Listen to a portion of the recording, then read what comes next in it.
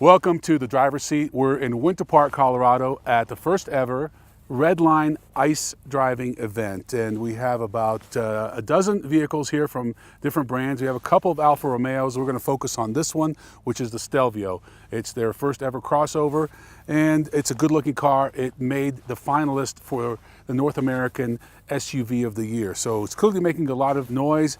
The Giulia was awarded the Motor Trend Car of the Year, so for a relatively new brand that had a big absence in the US for over 20 years, they're coming back with a vengeance. So we're going to talk about this car. This is the base model, starting price at $43,000, as tested about $54,000. Has a 2-liter, 4-cylinder turbocharged engine. It's all-wheel drive.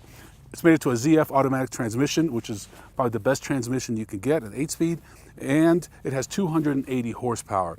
The car looks good, and it's in a hot segment. I mean, Volvo XC90, BMW X3, the list goes on and on. But what I like about this car is it looks different.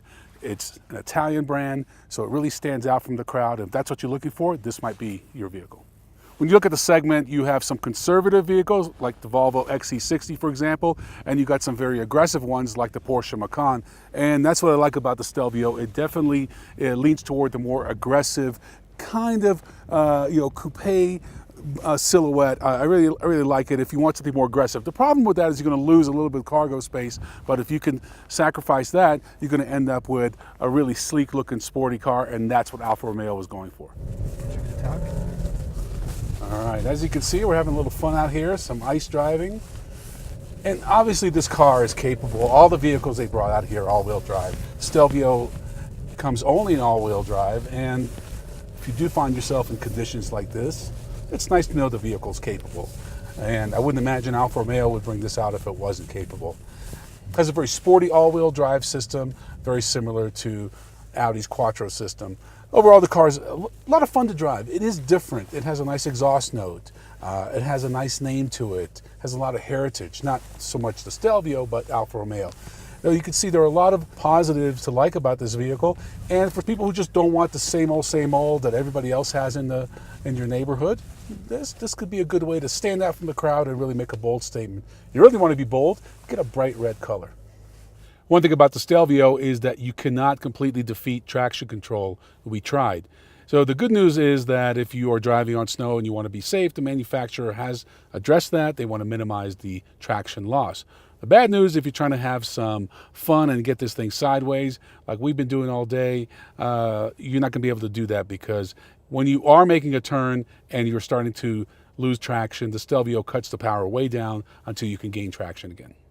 Two complaints I have about the Stelvio are the same ones I had about the Giulia. The backup camera is very small by 2018 standards. You have all this real estate, about an 8-inch screen. I'm told there's a fix coming down the road, yet they've minimized it to about 3.5, 4 inches. This is for safety, to see if there's a small dog or a child behind you when you're backing up. It's unacceptable.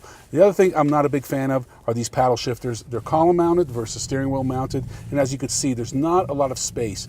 Honestly, in this segment, I don't even know if you need it. Maybe for the high performance quadrifoglio version, but for this one, I don't even think you need paddle shifters. I say just get rid of them or make them smaller and mount them to the steering wheel. Most of the driving we did today in Colorado with the Stelvio was done on either icy, snowy, or wet roads, and it was very competent. I like the car, I like the seats, they're very sporty, very aggressive. I like the exhaust note it makes. It's a fun car to drive. The steering is very direct, and I like all the features. The way they packaged this for $53,000, it makes sense. I think they needed to come in about 10% cheaper than the competition to really get people to get excited about this car and come in and test drive it. After all, you're taking a chance on a relatively unknown brand, because they haven't been in this country since 1995. They started out in 1961 when there was this big push for all these exciting European brands to come to America, but one by one, most of them left. Brands like Lancia and Fiat and Renault, Peugeot, etc.